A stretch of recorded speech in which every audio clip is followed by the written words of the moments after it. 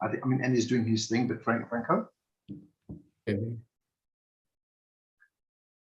We're good to go. Yeah, let's just give it a couple of minutes. Okay, I'll wait for you guys. Let me know. Yeah, I think let's give it a couple of minutes. Ashraf? Perfect, I'll wait for you.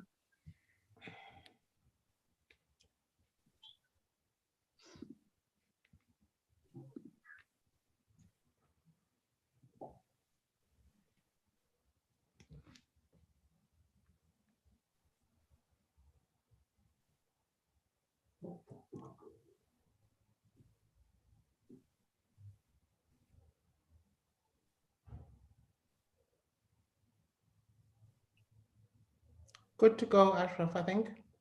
Okay, perfect. Okay, we're ready to go, right? Yeah. All right.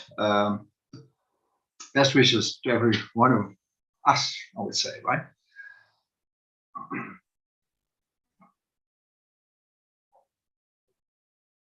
Okay, so let me wish you a good morning and a warm welcome to each and every one of you to the Solidarity Fund media briefing. As you're well aware, the Solidarity Fund itself has been having media briefings, on average every quarterly. And in wishing you a warm welcome, I just want to acknowledge the board members, the executive, the pillars that are part of the Solidarity Fund, the members of the media, and other stakeholders as well, and people we know watching us live on the Solidarity Fund YouTube channel as well, right? I think we have an hour. It's a very important conversation that's going to come up. My plan is not to delay that important information that will come through. But I will say this much in terms of acknowledging people. I want to do this right away. Gloria Serove, who's the Solidarity Fund board chairperson, Dr. Nozipho Sangweni, the COO of the Solidarity Fund, Thandi Nzimande, the CEO of the Solidarity Fund, Wendy Clow, who's the executive head for the Humanitarian Response and Behavior Change and Communications at the Solidarity Fund, and Dr. Gugu Ngubani, the executive head for Health Response, and finally, Wongakazi Majola, the executive head for the Human Crisis Relief Fund. Interestingly enough, I've been made aware of the fact that that I'm the odd one out here in terms of an incredible all-women leadership panel. So I just think that alone, in terms of where we are as a country and our drive to transform, needs to be acknowledged on all fronts. So absolutely great for that. Right? Okay, having said that, this is the plan. We will have three speakers who will talk for a few minutes each, and then we will open the lines for questions from the media. Now, what you need to be doing then, particularly to the media, is, the usual story now. We're all experts at this. We have the chat box. Drop your questions in the chat box. Be very specific at the type of questions that you want to put forward, and we will do our very, very best to get those questions answered. The plan is to go on till, from 11 to 12 o'clock. So we've got about an hour. The speeches will not take long. I've been promised. However, I think the information is important. As you know, once every quarterly is when the Solidarity Fund does this. But I think this particular media briefing is really important. My name is Ashraf Garda, and as the facilitator and having facilitated many of these previous conversations for the Solidarity Fund, it's a great privilege for me to be on this platform, because it's so much in sync with what I believe about active citizenship, people coming together to build the type of champion nation that we so desperately want to do. Having said that, I'm not going to do much more. Let's get then to the very first of these speakers, and that's the board chairperson of the Solidarity Fund, Gloria Serove. Gloria, it's over to you. Thank you.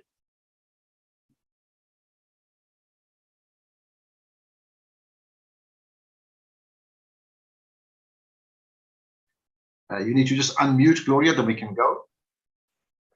Right. Good morning, ladies and gentlemen. Good morning, everyone. My name is Gloria Tomato Serove. I'm the chairman of the Solidarity Fund. I'm with my team here in the press briefing. Welcome and thank you for joining us for the first quarterly Solidarity Fund media briefing of 2022. The purpose of today's briefing is twofold. Firstly, it is to announce that the Solidarity Fund, whose mandate was intently focused on rapid response to the COVID-19 pandemic, will be closing in September 2022. A resolution taken by the board on the 25th of February this year. If you recall, the fund was established with a very specific and limited mandate and was never intended to be a long-term solution, but rather an urgent, interim, impactful, and significant intervention in augmenting government's response to the unfolding crisis. We believe that we have fulfilled that mandate. Our funds are effectively fully allocated or dispersed, and no further fundraising, active or passive, will take place. We will also not be considering any new funding requests effective immediately. Secondly, the Chief Executive will provide an update on the activities of the fund in the 6 months to March 2022. I must, however, remind everyone that COVID-19 still is a threat. I cannot emphasize enough the importance of continuing to adhere to the non-pharmaceutical interventions, getting vaccinated and boosted. Though COVID remains, the nature of the pandemic has changed, in large part thanks to the vaccine rollout. South Africa and the world are out of the crisis phase of COVID and entering a stage where it's managed alongside many diseases in society. Further, as the pandemic ebbs and flows and its impact on society has become more understood, the public and the private healthcare sectors have evolved such that there is a much reduced need for interventions such as ours. The fund has played its part in helping to capacitate the national and the provincial healthcare system, and we believe that that system stands ready to tackle any future waves. We've reached a point where all organizations are realigning their response to COVID-19. It can also be argued that we are entering a more... Within the fund over the 2 years exists a wealth of learning and experience that must not be forgotten. And so the business entity of the fund will continue to exist in a state of dormancy, with the expectation that it can remobilize rapidly and effectively should another overwhelming national crisis happen again. This is to preserve the legacy of the fund so that it can be built on in response to another calamity. The fund has proven itself as an important vehicle to encourage cooperation and unity in times of crisis. And although its immediate role has been fulfilled, this purpose continues. The Solidarity Fund's Chief Operating Officer, Dr. Nozipho Sangweni, will provide more detail on the process of closure over the next few months.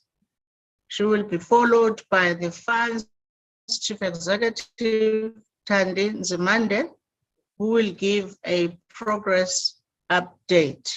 Thank you very much. Over to you, Ashraf. Thank you.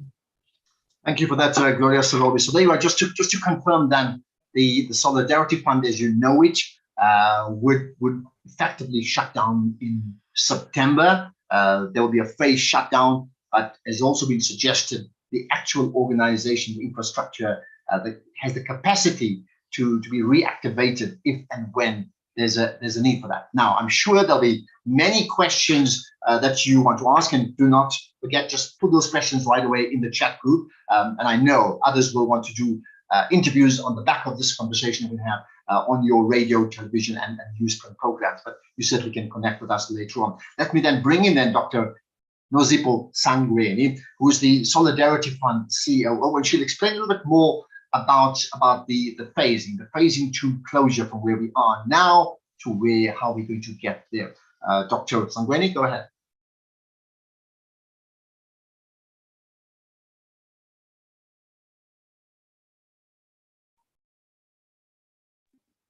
Nozipho, please unmute. Good morning, everyone. And thank you, Ashraf, and our chair, Gloria Sirobe, for explaining the what and the why of the Solidarity Fund and its upcoming closure. Now I will talk to the how of the next few months.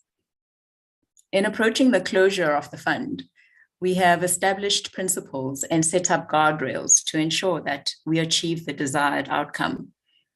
But while there is the possibility that some minor details of this could change during this unprecedented process, we do have fundamental principles in place as endorsed by the board. As we wrap up the current activities, we need to keep the momentum, the energy, and the commitment that has characterized our activities thus far. Delivering impact and making a difference in the lives of South Africans remains our priority, and our pillar leads and their teams will continue to fulfill their responsibilities as they close out all our projects. To manage the closure, we have established a closure project office that reports directly to the CEO.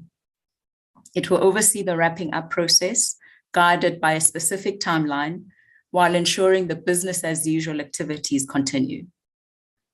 There are 3 aspects to the wrapping up of the fund that we will be working through in the next few months on parallel timelines. The first is the wrapping up of existing projects. We need to ensure that the fund and its activities as they currently stand are brought to conclusion such that the fund enters the dormant state with a clean slate. The second is recording and preserving the legacy of the fund through documentation. The third and final aspect is setting the Solidarity Fund up for a successful remobilization should the circumstances for remobilization present themselves. There is an established timeline for all activities with the aim of achieving a dormant state by the end of September 2022. In order to wrap up our current Solidarity Fund activities, the following will happen. No further fundraising will take place, and no new interventions or applications for funding will be considered. Remaining funds will be allocated to proposals that are already in the system. The discipline and rigor on maintaining high impact, low cost implementation will remain.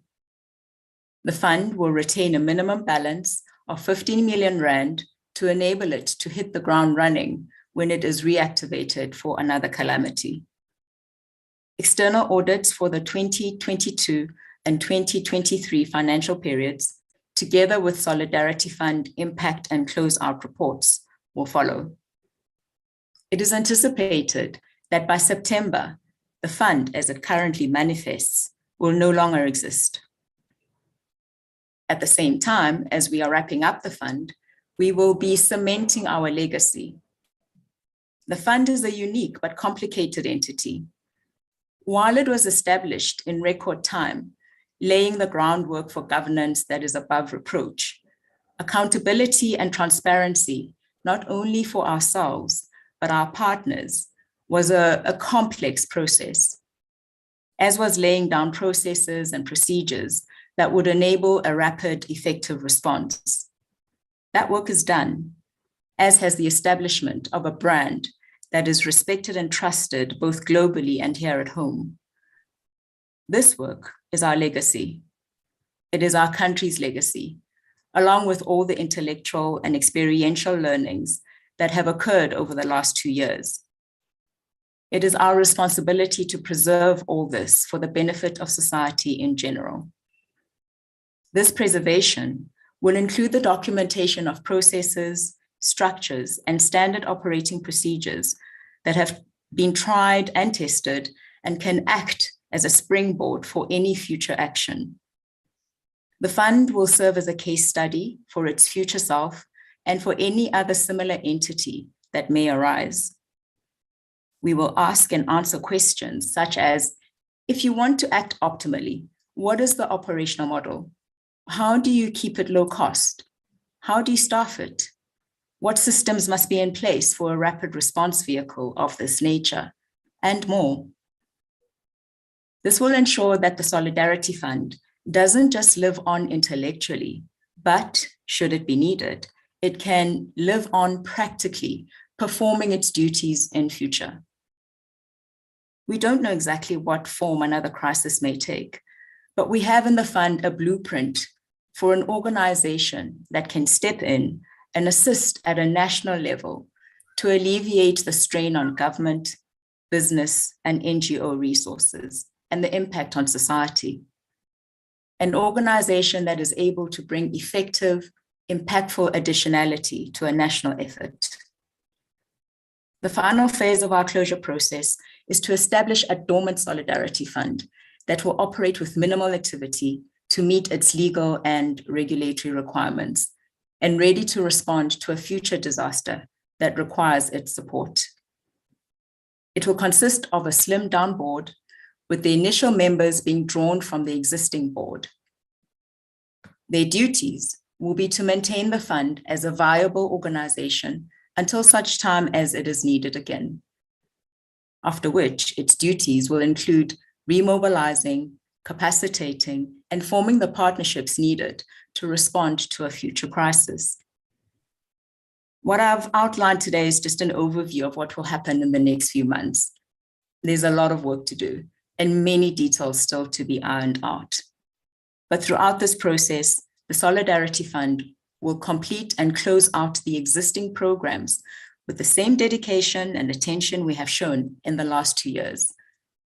And we will apply that commitment to creating a legacy that aptly reflects the nature of solidarity, cooperation, and the can-do attitude that our stakeholders, partners, and volunteers have shown.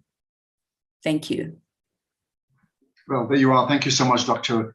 Nozipho Sangweni, the COO of the Solidarity Fund. And they are picking up from the conversation from Gloria Serobi announcing the closure in September, ultimately, of the Solidarity Fund. Some more nuts and bolts, including the legacy part, but very important, the need or the capacity in this case here to reactivate. Okay, don't forget, ask those questions. You can post them right now in the chat group, particularly from the members of the media, right? Let's move on then. So, Nozipho spoke about the how, a little bit more of the how and reflection in terms of the activities up to now comes from Thandi Nzimande, who's the CEO of the Solidarity Fund. Thandi, you can go ahead. Thank you, Ashraf. Good morning, everyone. We are indeed looking to the last lap. As Nozipho expressed in her presentation, the business as usual running and implementation of our remaining interventions remains a priority. We are acutely aware of the importance of every one of our interventions to the individuals and communities that they are designed to serve. They are why we are here. In the last 6 months, we have focused on existing programs with a limited number of new programs having started. Many of our existing interventions have come to fruition or been extended, receiving additional funding. I will talk in more detail on those shortly. As of the 16th of March, 2022, just under 3.8 billion in funding has been raised in the COVID related relief funding. That includes VAT and interest, and just under 3.3 billion dispersed. All amounts received have been allocated by approximately 100 million, which is just under 3% of total funds received. The use of this amount is in the process of being finalized in alignment with the closure timelines of the fund. The funds disbursed are made up of 2.3 billion under the health response pillar, 429 million under the humanitarian support pillar, 458 million under the behavior change and communications pillar, as well as the 100 million that was transferred to the Humanitarian Crisis Relief Fund, the HCRF, which is the fourth pillar of the Solidarity Fund. The HCRF was established following the July 2021 unrest in KwaZulu-Natal and parts of Gauteng last year. 497 million was donated to the Solidarity Fund to respond to the impact of the July unrest, bringing the total funding for the HCRF to 597 million. Of this amount, 95%, 573 million, has been disbursed to date. This pillar has achieved full allocation with just under a million remaining. It is expected that all disbursements in this pillar will be finalized by the end of this month. Supporting the national government vaccination rollout program is a priority of the fund. And in the last 6 months, we have continued the support enabling access to vaccination in both urban and rural areas. The Solidarity Fund has funded over 200 government-run outreach sites across the 9 provinces, allocating 171 million to this program. To date, over 850,000 vaccinations have been administered across all 9 provinces as a result of these outreach activities. Our National Essential Equipment Program has had a total of 436 million allocated. This equipment will outlast the pandemic and is part of the legacy of the Solidarity Fund. The Eastern Cape Nurses Project was targeted as support for the Eastern Cape's vaccine rollout outreach program. A total of 39 million was allocated to this program, and this has subsequently been increased to 51 million.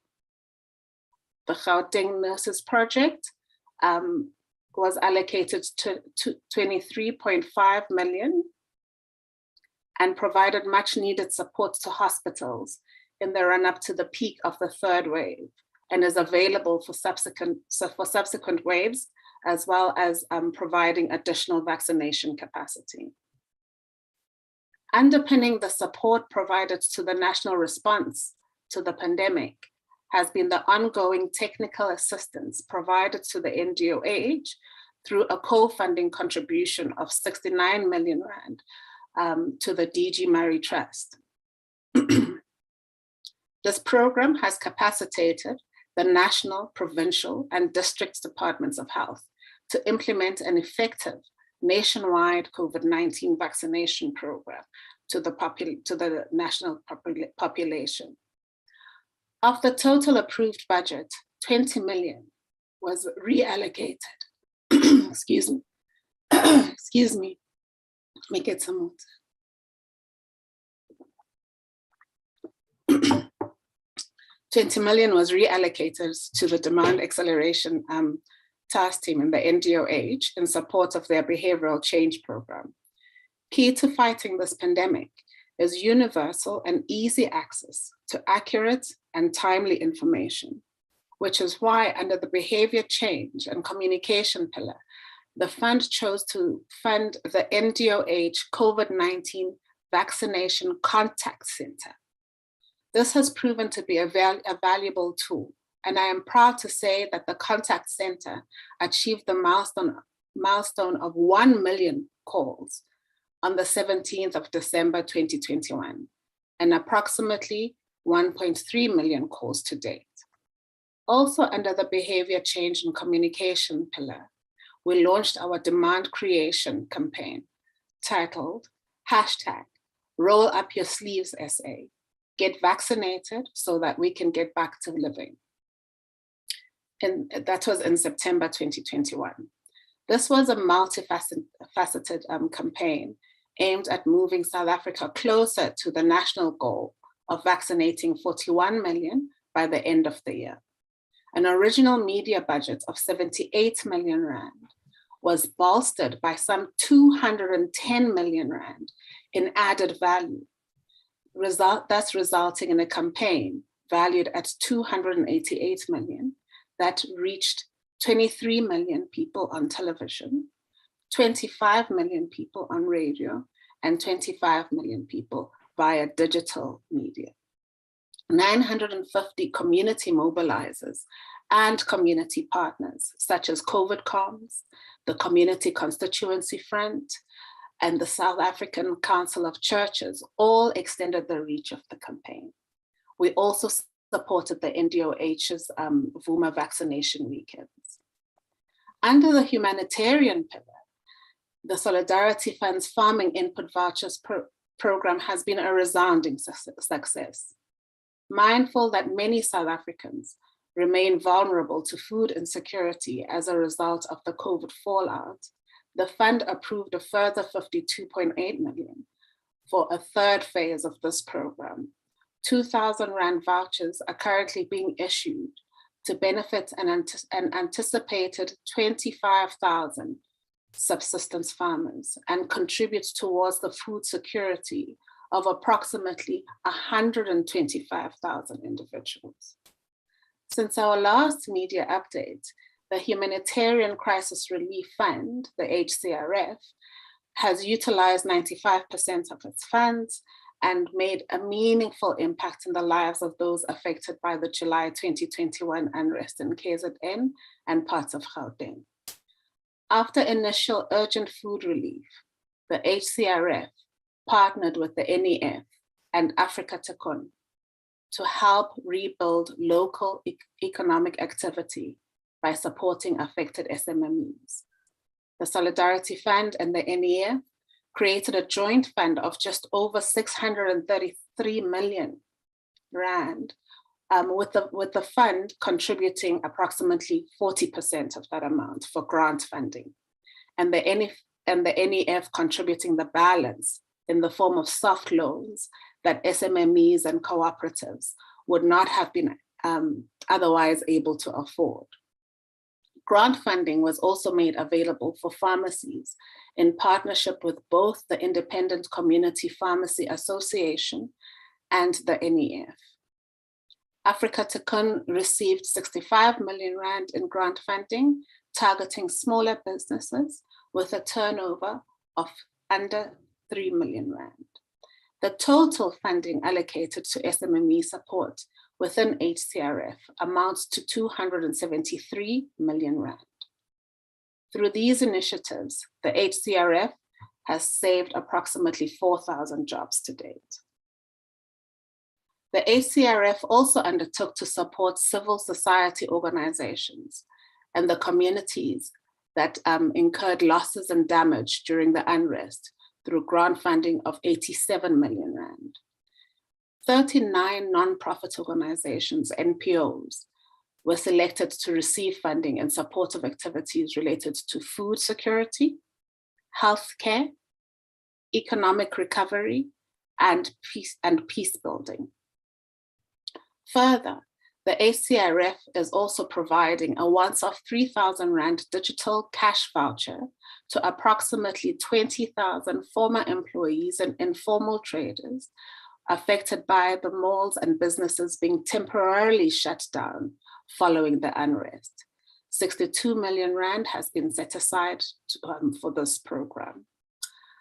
Across all our pillars, the interventions that the Solidarity Fund team and our partners have implemented are either concluded or nearing conclusion, and there will be no further fundraising in anticipation of the fund's closure as mentioned. And while the decision has been made, and this chapter of the fund is coming to an end, in the future, should the country ever face an all-encompassing calamity similar to what we have witnessed in the last 2 years, the Solidarity Fund will be capacitated to remobilize. I would like to take this opportunity to emphasize the sentiments expressed by our chair earlier. Although the Solidarity Fund is closing, COVID-19 by no means has ceased to be a threat. This virus has evolved and changed in ways that has taken us all by surprise. I urge everyone to stay vigilant, to vaccinate and get boosted, and not to threaten the incredible progress that has been made to date. In the last week of January, just before the SONA, we met with President Cyril Ramaphosa to consult and share our plans. He was amazed by the impact that this organization has had. He reminded us how this entity is unique in the world, bringing government, business, and civil society together in a unified battle against a great threat, and how our work has built trust and respect on a global scale with local and international organizations, as well as foreign governments, providing financial and in-kind support, leveraging the fund as a platform to help the country. He expressed awe and gratitude to all who had given up their time and resources to make the fund a success. I share his sentiments. I know I speak for the entire Solidarity Fund team when I say that, although the circumstances have been catastrophic and heartbreaking, it has been the privilege of a lifetime to serve our country in this manner and to work with incredible colleagues and generous, passionate partners to create an organization that shines as a global example for solidarity and impact delivery in a time of crisis. Thank you. Ashraf? Thank you for that, Tandine Zimande, who is the CEO of the Solidarity Fund. A lot has been said around that. I think a clear affirmation from Tandi's point in terms of the overall success of the Solidarity Fund has to be noted. And on the back end of that point about it has the capacity to remobilize if and when it's needed. And I think that's the type of infrastructure capacity that's so important and so needed in our country. However, there are questions, and we know that. So particularly to the members of the media, and people are doing it already, just put those questions in the Q&A or that chat line that we have here on Zoom, and we'll take it right away. Now, the questions will, well, you've got the three speakers, firstly, which will get them to answer, but then also, we also have Wendy Klo, Dr. Gugu Ngubane, rather, and Wongakazi Majola, who may answer questions depending on the type of questions that will come through. But before we get to those questions, we started with Gloria Sorobi, who's the chairperson of the fund. Let's wrap up the formality part. Once again, going back to the chairperson, Gloria Sorobi.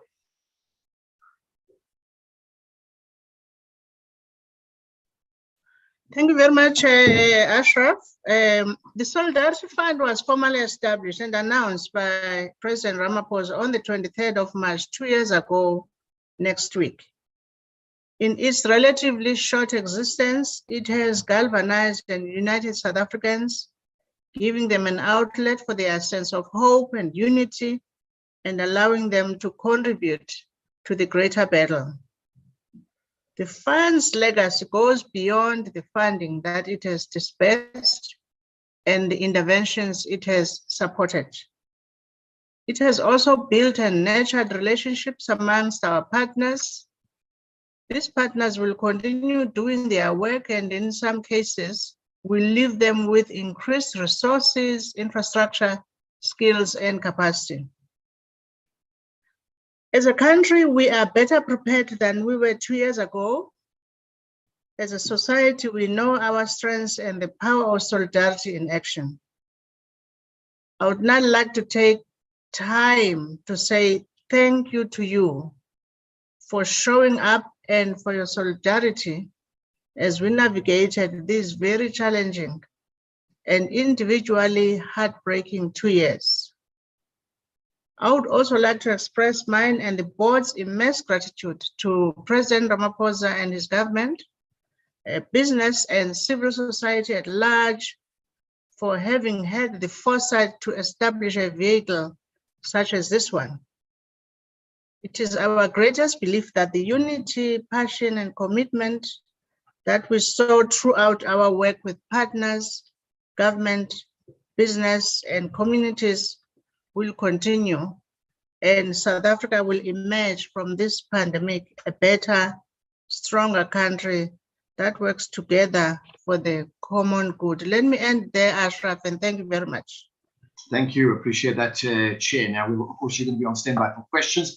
And yeah, let me encourage you, members of the media, we have a team here that are available to answer your questions, right? So we've got one from William Horn, who's from Media 24's, the Afrikaans publications of Media 24. William asks, can you confirm the number of fruitless and wasteful expenditure for the last 2 years?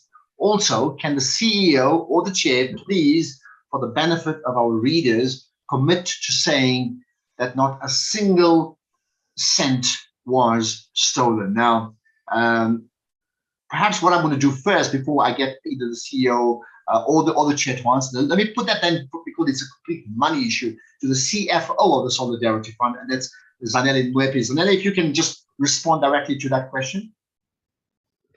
Thank you, Ashraf. Morning to everyone. So the Solidarity Fund has had no fruitless and wasteful expenditure in all the disbursements that they've made in the past 2 years, so that I can confirm.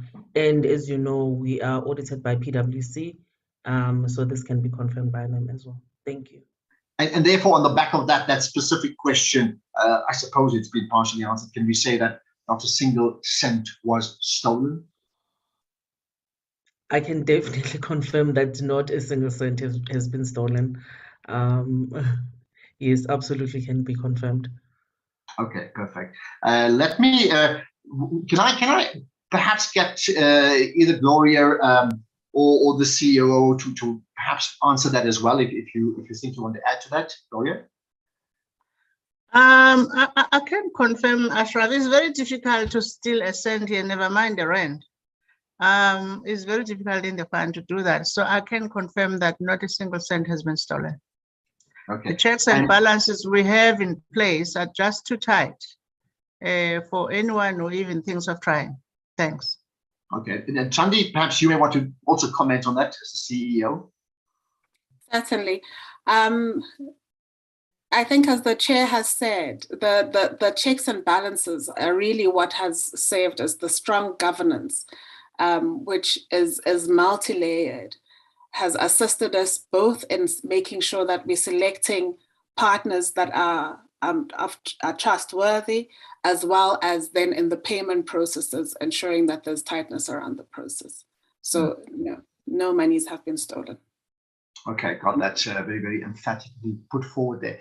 Any further questions? I'm not too sure. We've asked people to respond. Now, let me just tell you, I know this is live on the Solidarity Fund YouTube channel. It's also been covered live on other media news platforms, and there will be a series of interviews on radio, on television, in print that will follow this particular media briefing. But still a chance for people, if you want to ask a question right away. If not, then we're going to let it close. Perhaps I'm going to, Franco's checking out with me here. We're going to probably count down to 10 and see if you've got a chance to jump in there. So, 10, 9, 8, 7, 6, 5, 4. I sound like a serious countdown here. It's going to lift off. 5, 4, 3, 2, 1. Okay, I think there's no further questions, but it doesn't mean that the information is not available to be disseminated to the public on the various platforms. And we appreciate, particularly to the members of the media, who we know many people sort of book interviews in advance and made the effort to ensure that this particularly important piece of information now, as opposed to something pretty routine, will be heard and read by people across the length and breadth of the country. Okay, from my side, I think we're going to leave it at that. So thank you to every one of you, to the team. Let me just remind you as well, there's a media statement that will be issued on the Solidarity Fund website. In fact, not will be, is there. You'll find it right away. And I take it as well on the Solidarity Fund social media handles, in particular on Twitter. It's available right away, so you can share that right away and see that right away.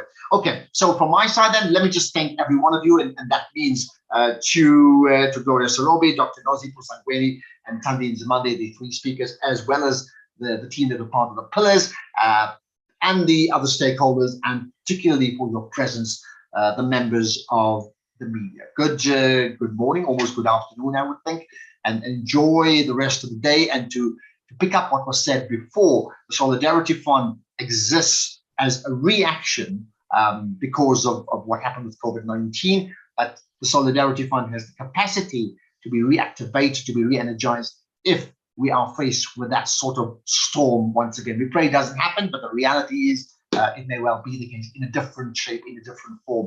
I think, by and large, therefore, from a country point of view, when we look at infrastructure and the ability for organizations to be capacitated to deliver outstanding results, I'm sure the results, audited results, will prove just that. So thank you so much. Appreciate your time. And yeah, we will certainly connect soon. Good afternoon. Enjoy the rest of the day. Thank you. Thank you very much. Ashraf. Thank you very much. everybody. Thank you, everybody. Thank you. Thank you very much. Bye. Bye. Bye.